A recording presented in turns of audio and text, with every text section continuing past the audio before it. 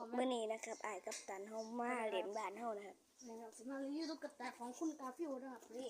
สิมีน้องหมีมีทั้งแบบมีทั้ง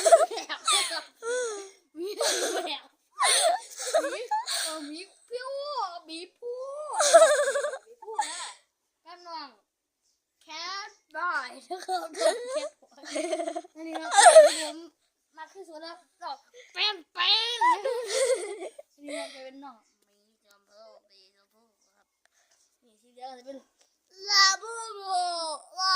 บูนะครับอันนี้ก็จะเป็นลาบูบูอันนี้เป็นเดอะเรเบิร์ทุกคนหัวจักตัวนี้ว่าครับนี่ตัวนี้มันหัวยังครับนี่ห้าหัวคอมเมนต์ตัวนี้นะครับมีสองตัวครับตัวยังเลยยังคอมเมนต์แล้วนะครับอันนี้เป็นแรบบี้กระต่ายนะครับอันนี้จะเป็นคัลเลอร์แบร์นะครับอันนี้เอาเบอร์ดถ้าไปหัวตัวนี้ซื้อยังนะครับฝากคอมเมนต์นี้นะครับแล้วก็มีหัวใจนะครับนี่